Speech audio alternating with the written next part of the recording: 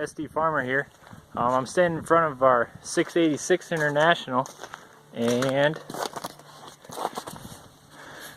here she is in all her glory. She leaks fuel like a freaking sieve. I don't know, I can't find the leak. I don't know if it's the injector lines or if it's straight out of the tank or what, but it leaks fuel. Let's see, I've got it hooked up to our feed wagon, and I'm not using it right now. Pisses me off. Got a perfectly good feed wagon, you know, you can't use it. Is an Artsway, see right there, Artsway Silamix 810. It works really well. We grind silage in there and ground hay and corn, and we just throw buckets of corn in here. It's a chain mix. Crawl up here. It mixes. We need to replace these rollers right here. There's one there, two back there, top and bottom, and the same deal on this side. The only really bad ones are down at the bottom. They don't like to turn, and then it bunches up with hay, and then you got a mess. Then the chain will slip off the sprocket when it's full of feed. That's happened before, and that is really not fun. It does have a scale on it. It's pretty accurate. Let's see. No, he didn't take the battery out of it.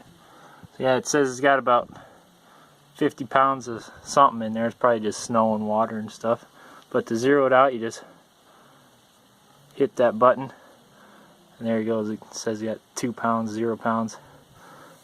Works pretty good. 686. I just put these lights on there. It did have the old style, the round ones on there. I didn't like that, so I put these two on there. Works pretty good. This tractor got a new seat on it. Just put that on this summer because I drove it in a tractor parade. Looks like it's running, but it's not. Probably flip that down if I can reach it. Ooh, there she goes. Don't want water getting down in there. Okay.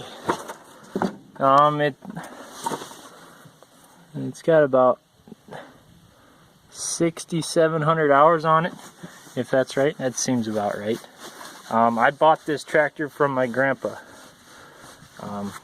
just this spring, and then same with the 886 over there. My dad bought that from him.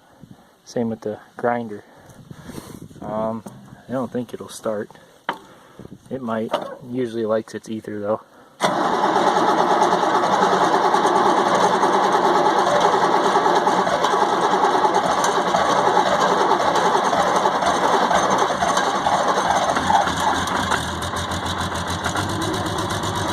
There she is. Usually in the summer, it's just half a crank and she's off, but she smokes a lot. Kind of that blue smoke. I don't know if it's running a little rich or what,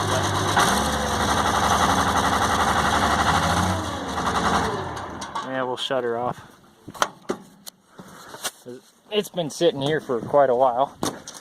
I was using it to feed calves and cows and stuff, but then Dad got home full time. He does road construction in the summer, and once he got done with that, he started taking over everything, I guess. And he says we're gonna scoop our feed, so I just parked this here, and there she sits. The feed wagon itself, it's kind of wore out, but it does the job. The chain drives in like this, mixes the feed, and then you open the gate. I guess when you mix, you shut the gate in there. There's a gate inside there, that gate right there.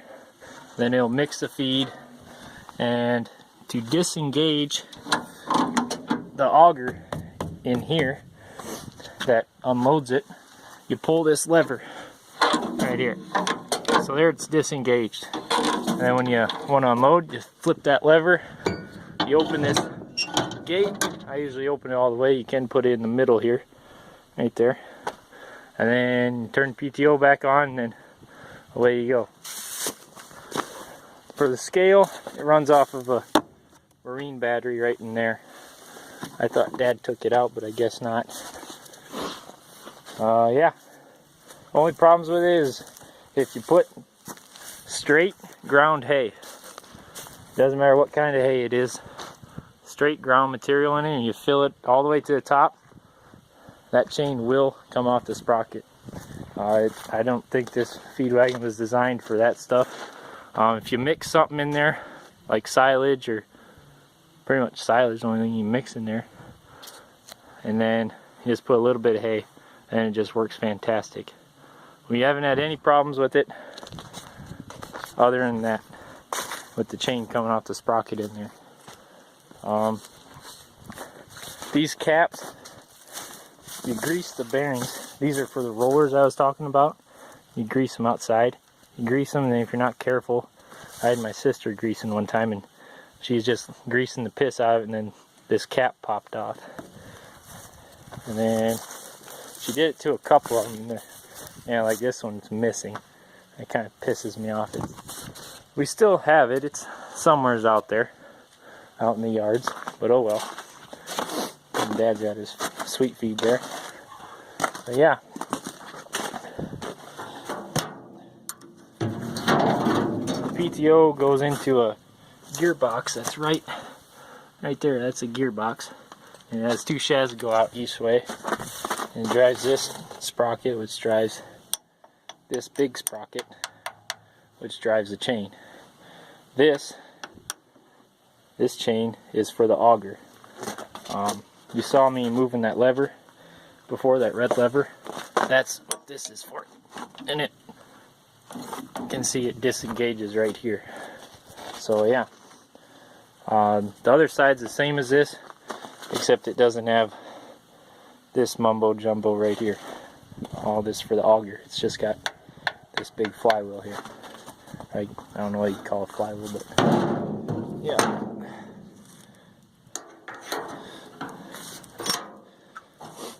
So yeah, that's just a review of our feed wagon and our 686. The 686 I use a lot. Sometimes I grind corn with it. Not cob corn, because it doesn't quite have enough bump to it. But it'll get the job done, but she'll moan and groan about it if you get a big chunk of something in there, or a bunch of stuff. I rake with this tractor. Our rake's over on the other side of those bales there with a bunch of other equipment. Rake, I haul hay. My mom, I taught her how to drive this tractor so she can put a bale spear on the back and she can haul hay for me, and I'll run the loader, one of the loaders. Yeah, rake with it, grind corn, runs the feed wagon. When it gets real nasty, I put the 886 on the feed wagon just because it's got a cab. Yeah, it's about it. Oh, sometimes I chop stalks with it. We got a whirlybird, or not? Yeah, I call it a whirlybird, but it's a like a bush hog, and you just do 2 rows at a time. But she gets the job done for what we need, anyways. What else did I? Oh, sickle mow. We had oats over there this year, and I mowed them off, mowed the ditches and stuff. Yeah. So that's that. Thanks for watching.